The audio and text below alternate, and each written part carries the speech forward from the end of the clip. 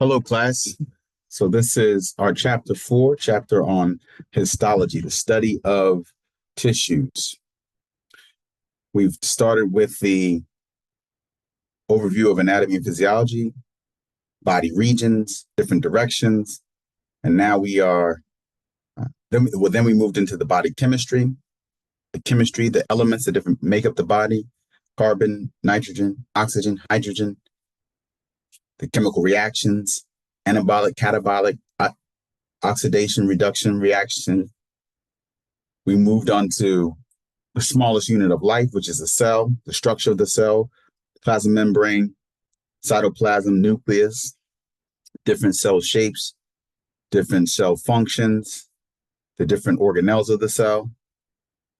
And now we are into histology, which is the study of tissues, multiple cell types working together to perform a specific function.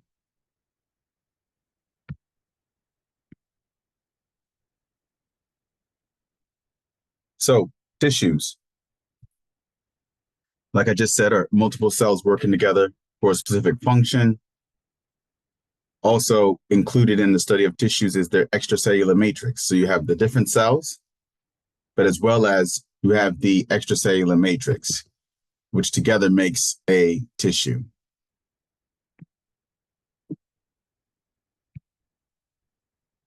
Four different tissue types that we want to know and we're going to discuss. Epithelial tissue, think of tissues that cover surfaces.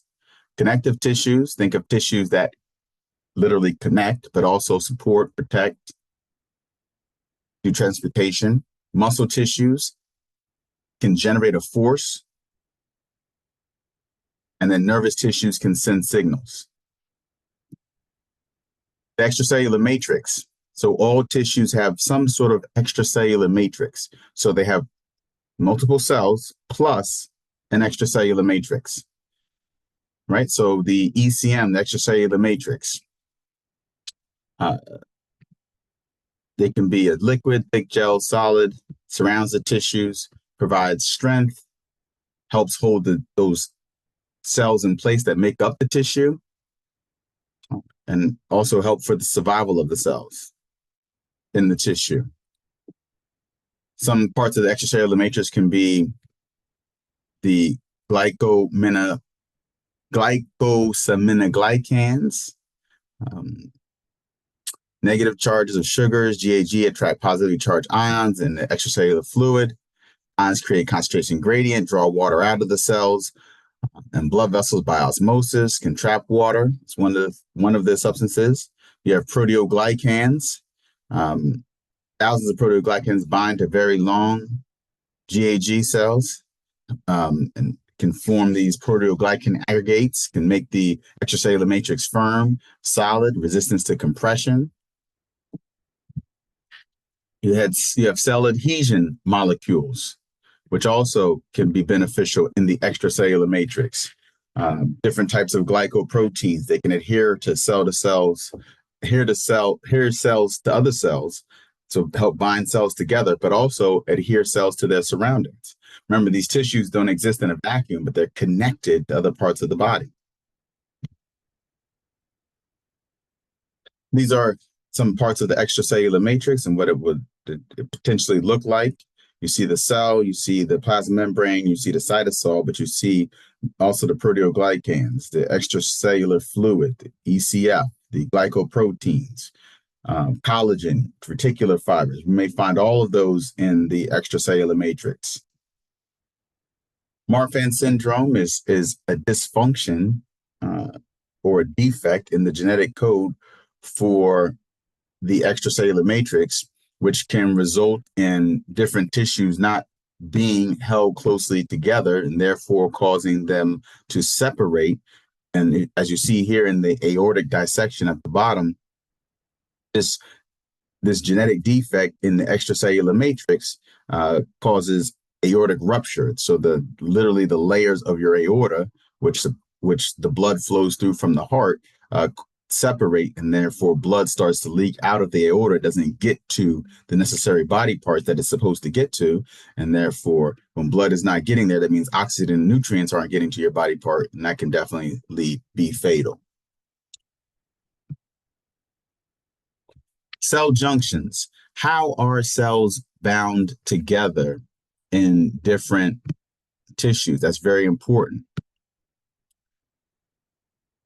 right? So we have, remember, tissues are different cells, multiple cell types working together for a specific function, surrounded by their extracellular matrix. That's what makes a tissue, right? So we need to know how those cells are bound together.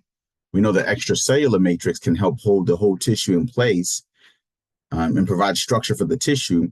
But even in the individual cells of that tissue, we have 3 different ways that those cells can be bound together, which are linked together by what we call integral proteins. We have tight junctions, desmosomes, and gap junctions.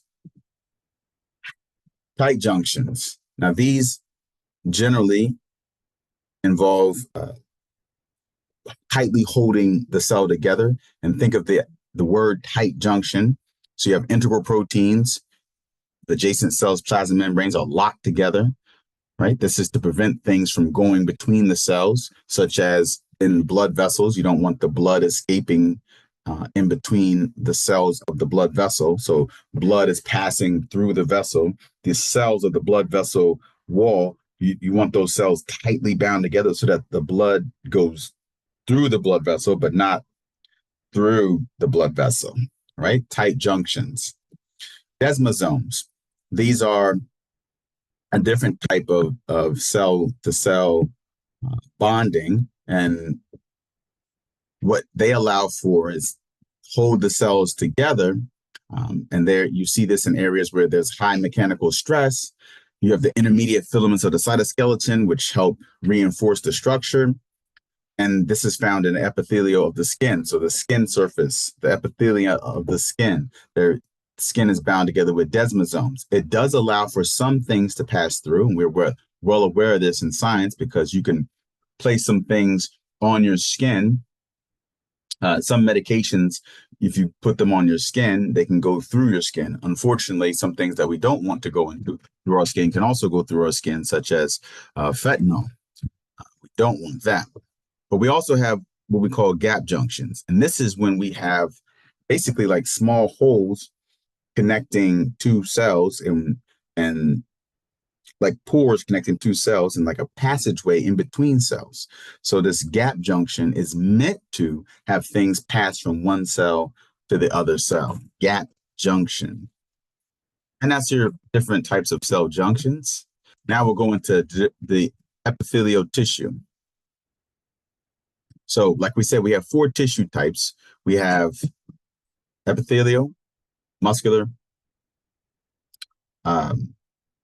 nervous tissue, and connective tissue. Epithelial, connective, muscular, nervous tissue are 4 tissue types, as you may remember. And epithelial is the first type that we want to discuss. And we want to discuss not only understand what it does, but understand its anatomy, so its shape, its form, but also understand what it does, its physiology, its function. Okay, so epithelial is on every internal and external body surface. Think of epithelial tissue as a tissue that covers. The best example is skin. Epithelial tissue, it covers a surface. All right, so it provides a barrier. Because it's on the surface, it provides a barrier. It also helps with communication between transportation between into and out of whatever that tissue is covering, an organ or another tissue, another body part. Right, so it provides protection, provides immune defenses. It's like your first line of defense. For instance, with your skin is one of your first lines of defense, unless you breathe whatever it is inside of your body. But usually your skin is your first line of defense. I can touch something. I can touch a germ, but if it doesn't get past my skin, it won't make me sick. Secretion, we have secretion, so different glands that are embedded in in our skin, different glands in different parts of our body are made up of epithelial tissue. Because skin is on the surface, it has the ability to be selectively permeable, kind of like the cell membrane. And it also gives us sensation. Remember, we have epithelial tissue gives us, because it's on the surface, it has responsibilities with sensation. Taste buds are an example of sensation. All right, epithelial tissue consists of cells that are usually bound by tight junctions and desmosomes. Tight junctions, tightly bound together so that things can't go in between them. Desmosomes, bound together, things can pass in between those layers of desmosomes, but generally between the tight junctions and the desmosomes, it makes epithelial tissue fairly impermeable. That means some things can pass through, but it also makes it strong. Notice your skin is pretty strong. Yes, you can break your skin, but its skin is pretty strong. It can bounce back. You can punch my hand and it won't break my skin at all. It's fairly resistant to mechanical stresses and injury.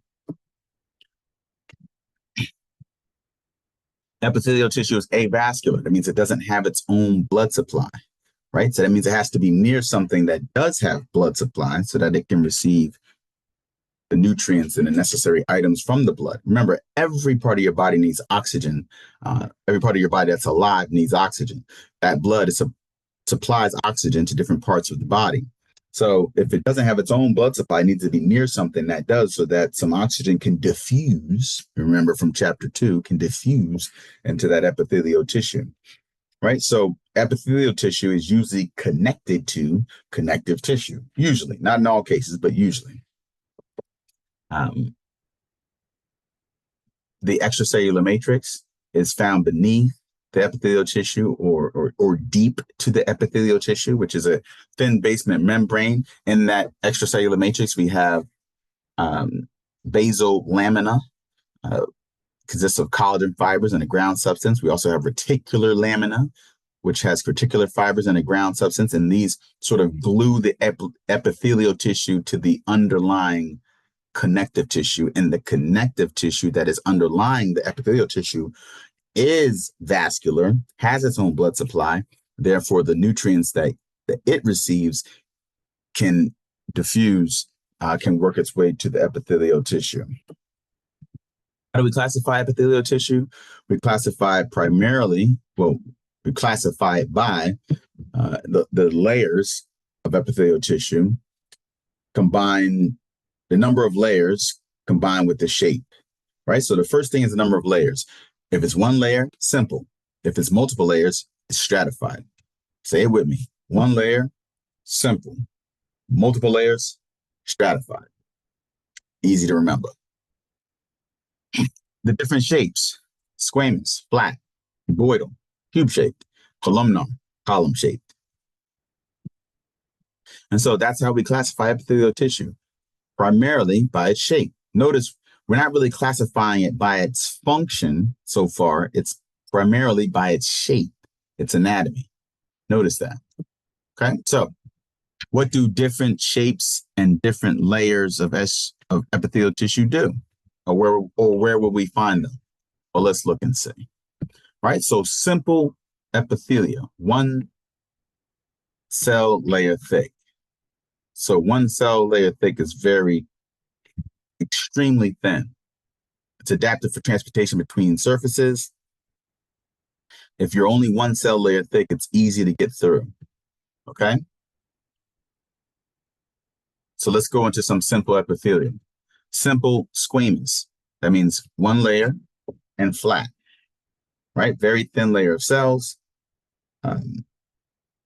For instance, it's useful in the air sacs of the lung.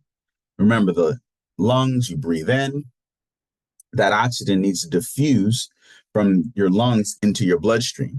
For it to do that, you have to have you only want a simple layer or a simple squamous epithelium for that oxygen to go through. You don't want a whole bunch of layers of cells for that oxygen to have to diffuse through, because remember, it has to go to the bloodstream and then it has to be pumped to the rest of your body.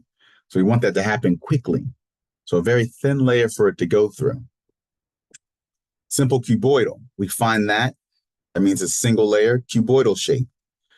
Find that in the kidneys. Also good for transportation between surfaces. Simple columnar, we find that in the pancreas, in the small intestines, in the uterine tubes. Then you also have pseudostratified columnar epithelium. It means it looks like it's stratified, pseudo stratified, but it's actually only one layer. Just the nucleuses aren't evenly located. All right, so we find this in the respiratory tract. Okay, transport across or through epithelial tissue, especially relating to simple epithelial tissue. We have paracellular transport. Paracellular substances leak between a pair of cells. So two cells, substances can leak between the cells. Transcellular, it can be transported. Think of it being transported across the cell. All right. So it comes into the cell on one end and goes out of the cell on the other. We talked about this when we talked about phagocytosis and pinocytosis. All right. So very simply, paracellular passes between two pairs of cells. Transcellular transports across the cell. So it can diffuse through the cytosol. And then active or passive. What is active transport? It means it requires energy. Passive transport means it has to, passive transport means it happens by diffusion or happens without energy. Okay, two ways that substances can go across epithelial cells. Oh, epithelial tissue. Two ways it can go across. All right. We also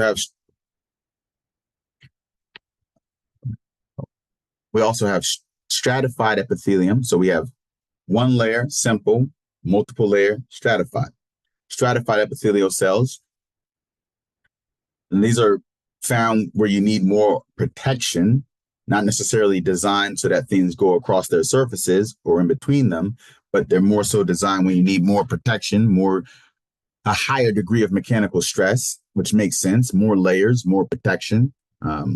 You wear a coat in the wintertime for more protection. Think of that. So you have keratinized stratified squamous epithelium. That means cells filled with keratin, a protein which helps make the cells sort of strong and waterproof. Stratified, multiple layers. Squamous is the flat shape, right? And it's that type of epithelium. This is what we see in our skin, right? So the keratin actually causes the cell to eventually die, but it's still on top of your skin and it's filled with that keratin. It's tough, it's resistant to friction, and it also helps protect the body. We have the non-keratinized version of stratified squamous epithelium. We can find that in the walls of the vagina, also in the mouth and the throat and the esophagus. So we have mechanical stress, but these are not filled with keratin. Therefore, these cells are still alive, but they're providing a lot of protection. Stratified cuboidal cells, we can find those in sweat glands. Stratified columnar epithelium, also rare, but we can find it in the eye and in the urethra. Transitional epithelium, this means we go from one shape and transition to another shape. We can find that in the urinary system. Right, and this is our diagram of epithelial tissue. We also have glands, which are made up of epithelial tissue. Like we said earlier, not only in just covering surfaces, but also in glands, we have epithelial tissue. And so we have glands are synthesize and secrete products from designated secretory cells. And we have these different glands that can be categorized by their shape or how products are released. These glands arise from, that means they come out of epithelial tissue. And usually are also connected to or involved in deeper connective tissue. And that you'll see that in the gland structure. And we have two types of releasing mechanisms of these glands, endocrine and exocrine, exo. Endocrine glands secrete the product, which is usually a hormone, into the bloodstream, into the bloodstream without the use of ducts, right? Exocrine glands excrete, release products onto a surface of epithelium or the lining of a hollow organ. And they do this, so products secreted from the gland through epithelial lined ducts.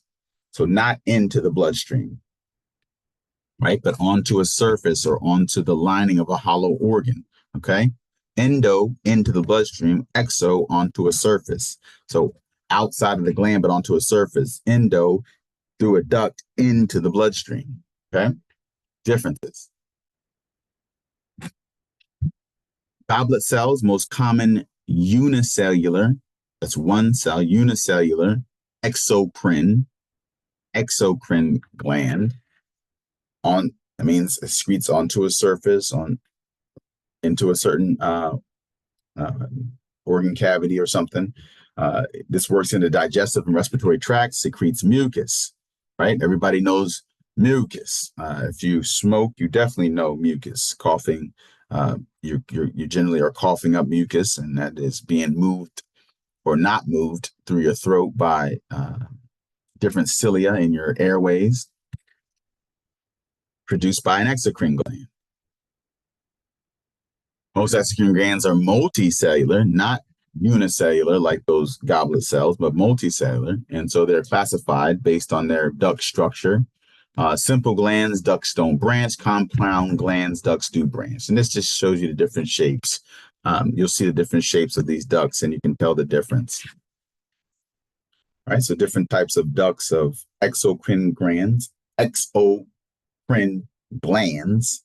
Say that 10 times fast. Exocrine glands, exocrine glands, All right. Merocrine, majority of exocrine glands. You got the salivary glands and your sweat glands, right? So these are exocrine glands, and the products are packaged in secretory vesicles. Remember secretory vesicles? Remember Golgi bodies? Vesicles, and then those vesicles connect with the plasma membrane and then are released outside of the cell. Remember that, chapter 3. You have holocrine, which used by the sebaceous glands. The sebaceous glands is what makes your skin oily. The secretory cells accumulate product in the cytosol, and the entire cell ruptures. So with the merocrine glands, vesicles are released to the surface of the cell and then released. But with the holocrine glands, the whole cell ruptures, and then whatever that gland wants to release is released. And those cells are eventually replaced by the process known as mitosis.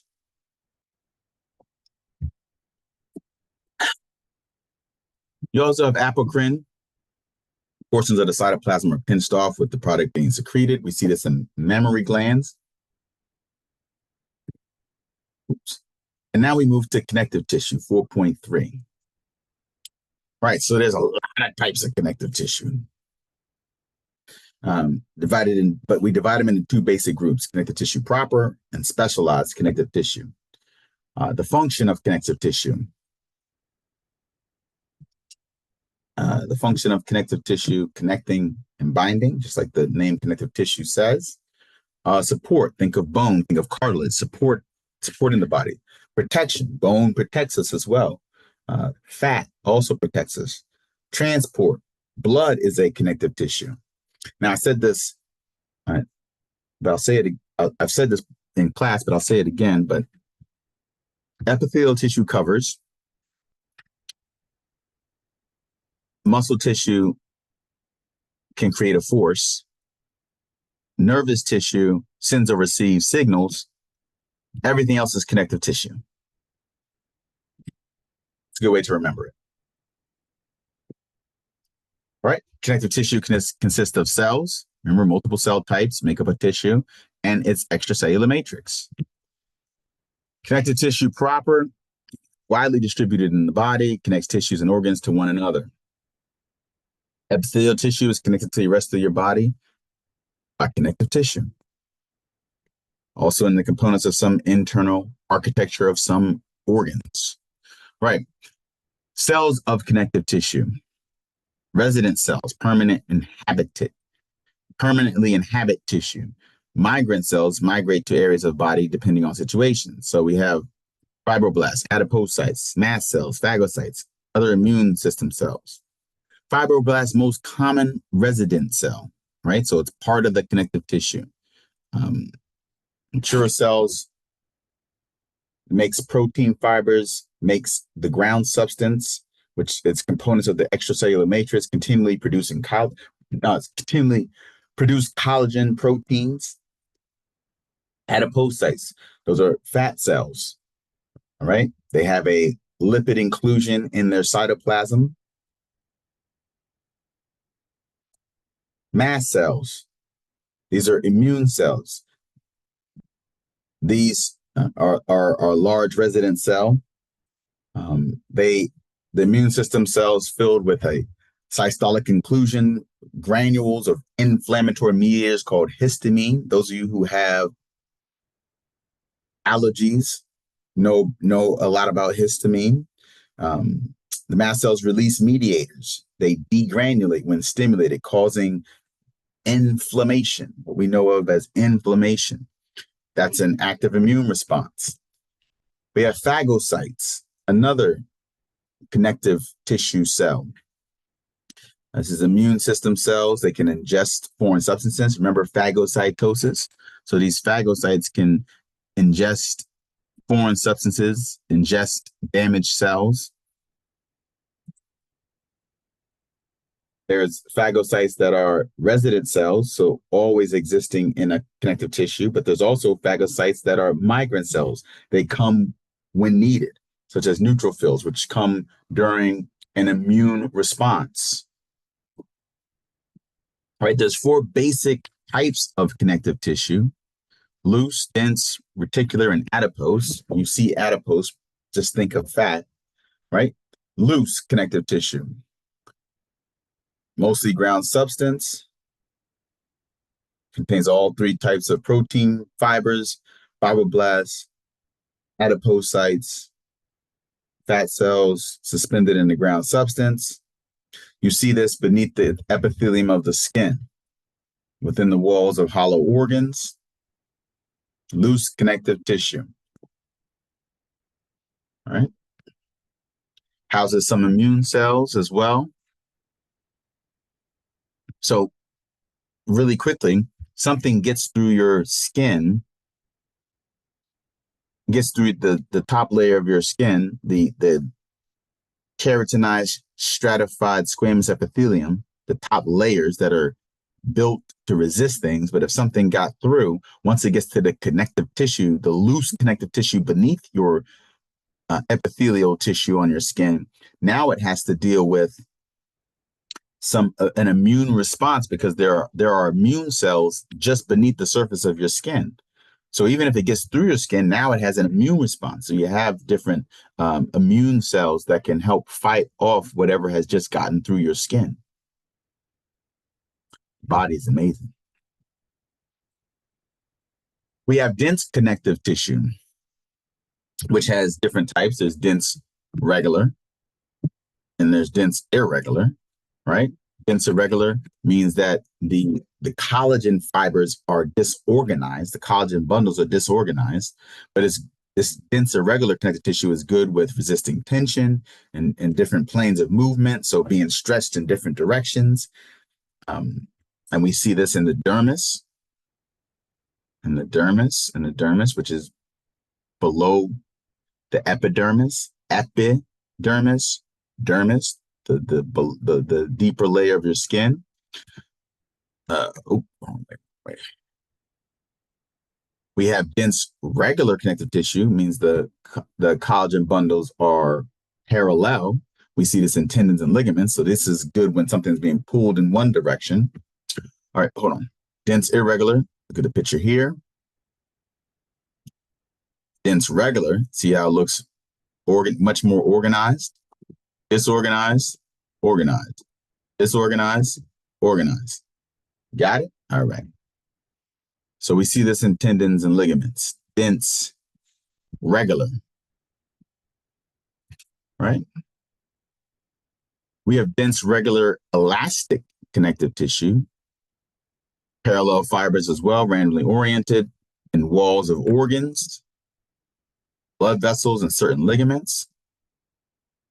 Right? So dense, regular, elastic needs to stretch. Parallel, elastic fibers, randomly oriented with collagen fibers. See this in the organs.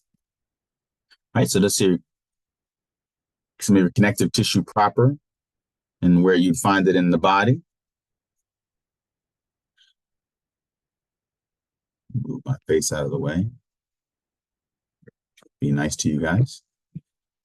All right. We also have reticular tissue, mostly reticular fibers. When you think of reticular, think of a mesh, right? Produced by fibroblasts, reticular cells, right? Forms fine networks that support small structures. We see this in such as the blood and the lymphatic vessels. We also see it in the lymph nodes and the spleen, form this web-like net that trap old foreign cells, right?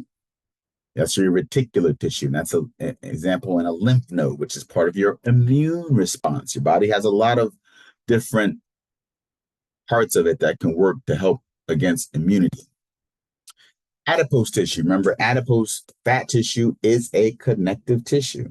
So fat tissue is made up of fat-storing cells, adipocytes, and their surrounding fibroblasts. That's your resident cell. So resident cells that are always present, usually present in connective tissues. So you have fibroblasts. Remember, you have to have more than one cell type for it to be a tissue. So you have adipocytes, fat cells, fibroblasts, which are your connective tissue resident cells, and then you have an extracellular matrix that makes up adipose tissue, right? Adipocytes can vary in size, and this helps for fat storage, helps for insulation. Your body does need some fat, helps for insulation, helps for some shock absorption and protection. You know, if you touch somebody who has excess fat, it's harder for you to hurt them. Like if you slap them on the butt and they have and it's excess fat, it doesn't hurt. But if there's no fat and you slap them on the butt, it hurts. You know, but you can feel the difference. All right, connective tissue proper. This is your adipose tissue, which has adipocytes, fibroblasts, extracellular matrix. You can have white adipose tissue, which is the predominant fat tissue, appears white. Adipocytes are one large lipid inclusion in the cytosol. But you also can have brown adipose tissue, not as common, but it has more mitochondria in the cytoplasm. Okay. Obesity is something that is real.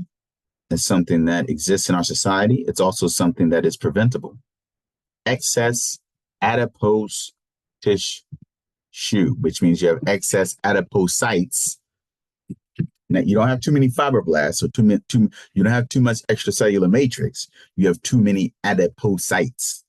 Your adipocytes are too big. Your fat cells are carrying too much fat.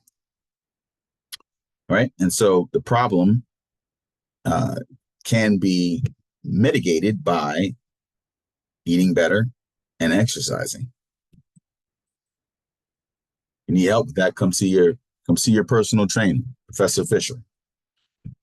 Continuing right along, specialized connective tissues. All right, so we had our standard or basic connective tissues, but now we have specialized connective tissues. Remember, I said everything outside of epithelial, which covers muscle, which produces a force, nervous, which sends and receives signals. Everything else is connective tissue.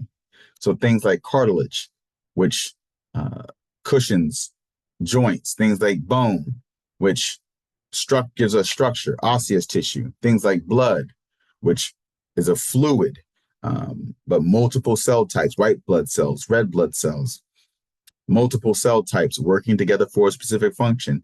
It is a tissue. Cartilage is tough, flexible tissue, absorbs shock and resists tension. It has two types of cells, chondroblasts, which divide by mitosis and make most of the extracellular matrix. And they surround themselves in small cavities. In the ECM, the bone becomes mature, largely inactive chondrocytes, right? And cartilage is in a lot of your joints, giving you shock absorption and resist tension and compression. It is avascular, so it has to be near a blood supply.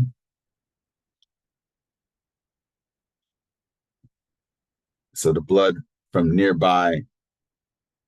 nearby blood supply has to diffuse into the cartilage, diffuse the necessary nutrients and oxygen into the cartilage. You have hyaline cartilage, most abundant type of cartilage. Extracellular matrix, mostly ground substance, made up of bundles of fine collagen. It's on the ends of your bones and your joints.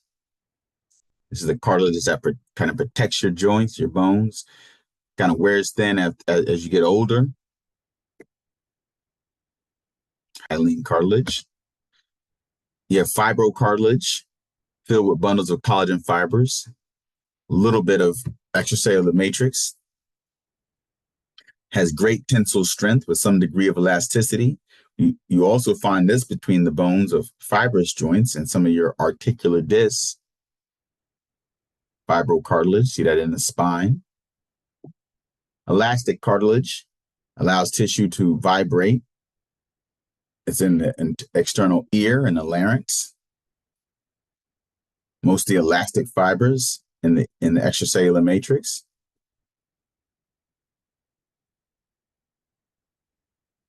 Bone, specialized connective tissue. The extracellular matrix is 35% organic. Listen to this, 35% organic, which is collagen fibers in your ground substance, your osteoid. But 65%, go back to chemistry, 65% is inorganic. Inorganic means it doesn't combine with carbon. Inorganic. Calcium phosphate crystals, making bone one of the hardest substances in the body. So it has an organic component and an inorganic component. Bone is actually a dynamic tissue. Your bone, it looks like your bone is completely still, like especially after you finish growing at 18, 21 years old. After you finish growing, it looks like your bone is completely still from that point forward. But actually, it's not. Your bone is constantly remodeling. So you can break down bone when your body needs calcium and build up bone when your body has excess calcium or your bone needs to be stronger. All right. So tension increases osteoblast activity and bone deposition. Compression increases osteoclast activity and bone resorption. Right. So based on the forces applied to the bone, your bone can break down or build up. We'll talk about that more as we talk about bone. Osteoblasts, bone builders, right? So these are cells on the outer surfaces of bones, closely associated with the dense, irregular, collagenous connective tissue covering the bone called the periosteum. All right, these carry out the processes of bone deposition, synthesize and secrete organic extracellular matrix, and trap the calcium in the extracellular matrix. So this is the bone building. You have osteocytes, which are the actual bone cells. All right, so they are osteoblasts that have surrounded themselves with the extracellular matrix. And these parts are mostly inactive. They're not really doing anything. They've already been surrounded. That's built bone. But then you have osteoclast. Where's my little thing? Osteoclast, and these are multinucleated, has more than one nucleus, bone destroyers. They can break down bone. So why would you want to break down bone? Because you might want to get something that's in the inorganic matrix of the bone, which such as calcium. Maybe your body needs the calcium that's in your bone, so it can break down bone, use that calcium, and then the osteoblast can build bone back up later. So osteoblasts build bone up. Osteoclasts break bone down.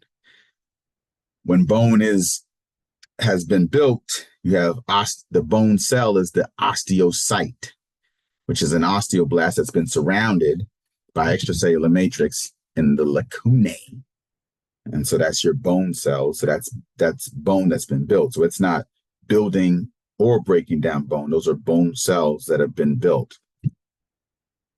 Hopefully that makes sense.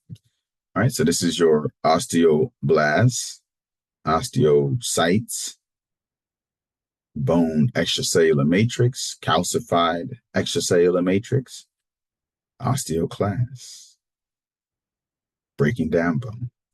Right? All these exist in your bone tissue, multiple cells working together for specific functions. Blood, also a specialized connective tissue, has plasma proteins,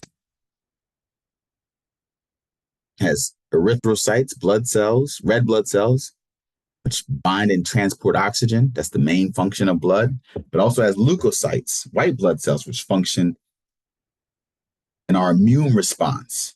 And we also have platelets, which help for blood clots, right? These are cell fragments.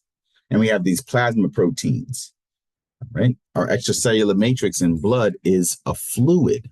Blood is a fluid, right? Your blood cells, a specialized connective tissue. Remember, if you set blood, a vial of blood on a surface, it will settle out because it is made up of these cells. You have the liquid plasma, but you also have all these red blood cells, white blood cells, which will settle out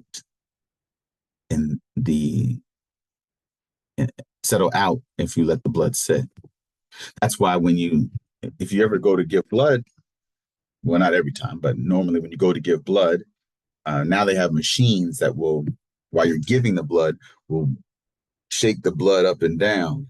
And then they generally, once you finish giving blood, donating blood, they'll take the bag of blood, the pint of blood, and they'll shake it up, keep it in solution. All right, that's your connective tissues. Now we'll go to muscle tissues, muscle tissues. Muscle, specialized for contraction. There's 3 types, right? They can turn chemical energy of ATP. And where do we find ATP? What organelle? Mitochondria. So there's probably some mitochondria involved, but they can turn chemical energy of ATP into mechanical energy of movement. Muscles help us walk, help us breathe, help our heartbeats, help substances propel through our bodies. All types of different muscle contractions. Your muscles are helping you right now as you're maybe writing notes. Muscles. The main component of muscle tissue is the muscle cell, which is known as the myocyte. When you see the word cyte, C-Y-T-E, think of cell, a type of cell. So muscle cell, myocyte, is an excitable cell. It can respond to electrical or chemical stimulation, right? There are 2 forms of muscle cells based on arrangements of the myofilaments. You're going to see myo with the muscles. Myofilaments, the protein bundles. You have striated. Myofilaments are arranged in alternating light and dark regions, very organized. And then you have smooth. So striated muscle cells, you have the protein in the muscle cells in a very organized way, striated. In smooth muscles, it's an irregular. The proteins are in an irregular form. Right? And then you have the endomysium, endomysium, small amount of extracellular matrix. Notice the extracellular matrix in connective tissue plays a huge role, but the extracellular matrix in epithelial tissue and the extracellular matrix in muscle tissue doesn't play as big of a role. Okay? Small amount of extracellular matrix that surrounds the muscle tissue helps hold the muscle cells together in the tissue. Right? So there's 3 types of muscle tissue, only 3 types. We know we had all the different types of connective. We only have 3 types of muscle tissue: skeletal, cardiac, smooth. Skeletal and cardiac are striated, which means the myofilaments, the protein bundles, are in an arranged fashion, light and dark regions. And the smooth muscle tissue is not. It is regular bundles of the myofilaments. All right? That's how we categorize muscle. Right? So skeletal muscle, mostly attached to the skeleton. Helps with body movement, as you might have guessed. Right? So skeletal muscle, the movement is voluntary. You control it. If I want to lift my arm, I have to think, let me lift my arm. Most skeletal muscle cells, muscle fibers are long, extending the whole length of the muscle. It forms a little bit about the embryonic formation of the muscle tissue from the myoblasts, but they are multinucleated, which is useful for the constant synthesis of enzymes, structural proteins, and contractile proteins.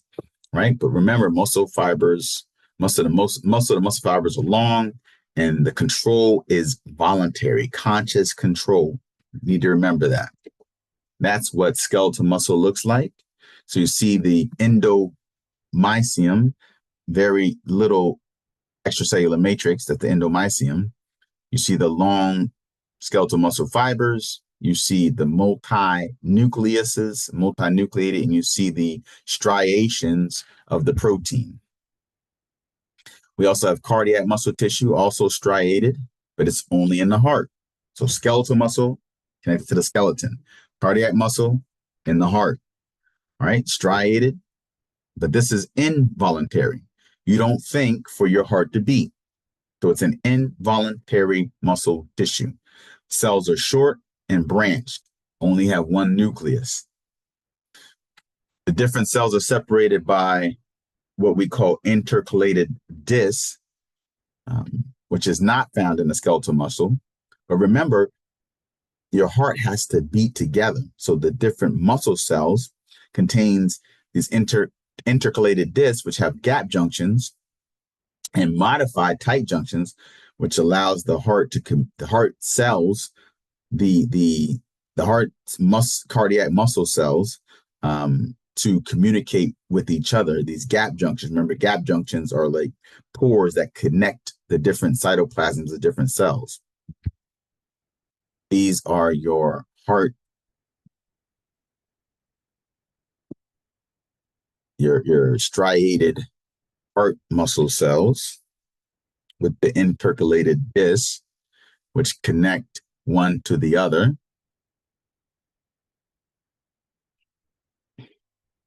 Okay. And then we have smooth muscle tissue. Smooth muscle cells, contractions are also involuntary. You don't have to think for your stomach to contract when it's digesting food. You don't have to think about it. It's involuntary. So skeletal muscle, voluntary. Cardiac muscle, involuntary. Smooth muscle, involuntary. It's in the smooth muscles in the walls of every organ. Remember, organs are covered by epithelial tissue, but they also have, in almost every organ, some smooth muscle.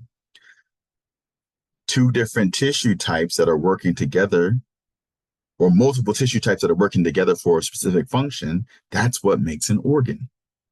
All right? So in the walls of every organ, blood vessel, eyes, skin, we have these smooth muscle tissue that is involuntary. They look like flattened cells, and they're linked together by gap junctions. That means the cells can communicate with each other. the walls of the stomach.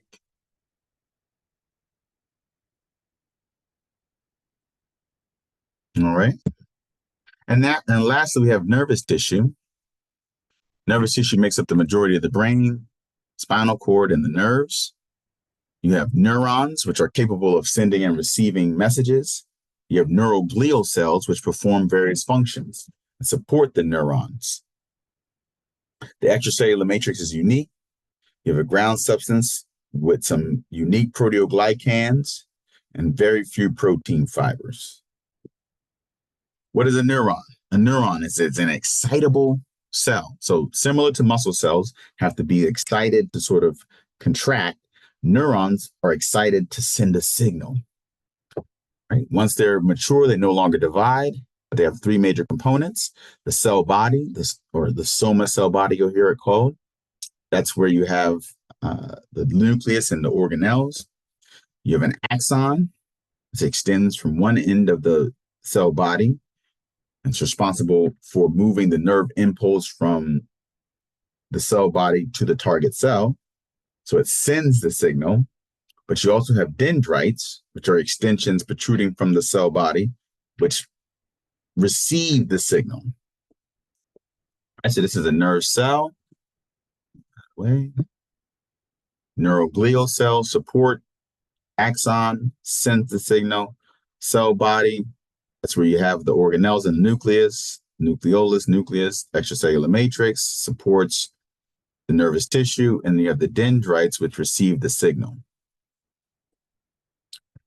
Your neuroglial cells, you have different ones, support the activity of the neuron. They anchor the neuron,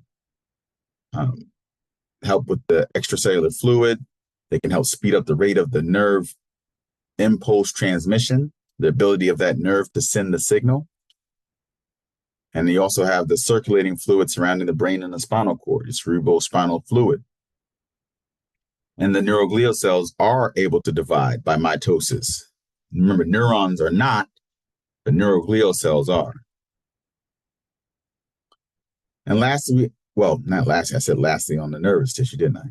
We also have membranes, which are thin sheets of one or more tissues that line body surfaces, right? So 4 different tissue types, but we also have membranes, thin sheets of one or more tissues that line body surfaces or cavities. They help with anchoring organs in place, serve as another barrier, function in immunity. Look at that, another function in immunity. They secrete various substances.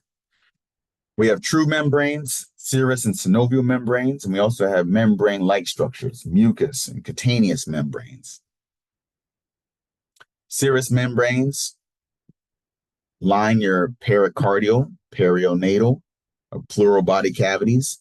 So your heart, your lungs are surrounded by a serous membrane, right? So they consist of mesothelium, thin layer of simple squamous epithelium. Remember, simple squamous, simple, one layer, squamous, flat, an associated basement membrane, layer of connective tissue, right? All that together makes up this serous membrane, which is protecting your heart, which is protecting your lungs. They fold over on themselves. So it appears to have 2 layers. You have this parietal, the outer side, and visceral, the inner side. And they produce what is called this serous fluid, which only adds more protection and reduces friction reduces friction around that organ, right? So, for instance, the lungs are protected by the protected by the pleural serous membrane, right? So you have, like I said, it's epithelial, basement membrane, connective tissue, and it produces the serous fluid. So all this is surrounding your lungs, protecting them.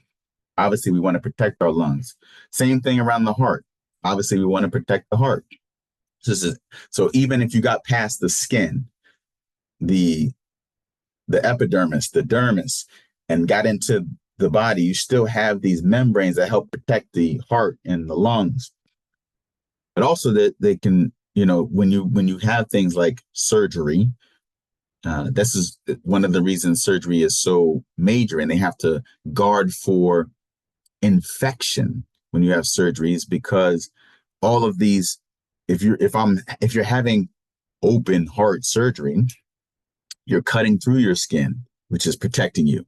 You're cutting through your epidermis and your dermis, which is protecting you. And you're cutting through um, your your serous membrane, uh, your serous membrane, which is protecting your heart. So all of these layers of protection are being cut through so that you can perform whatever the surgery is on the heart. And so you're opening up the heart, or you're exposing the heart to uh, the potential of disease that it's not normally used to. And so that's why when you have these types of surgeries, infection is such a concern for the doctors, and they do everything they can to try to reduce. You have these sterile environments, but they do everything they can to try to reduce the chances of you getting an infection, because you're normally way more protected. But if we have to open your chest and open you up, we're basically cutting through all of these layers of protection. You also have synovial membranes, which line cavities surrounding freely movable joints. So your joints have what we call synovial membranes, which contain two connective tissue layers without a layer of epithelial cells. They also contain this synovial fluid. The inner layer has the synoviocytes, which secrete the synovial fluid, which help lubricate the joints. So these synovial membranes, again, something that can be hurt or damaged if you have joint surgery.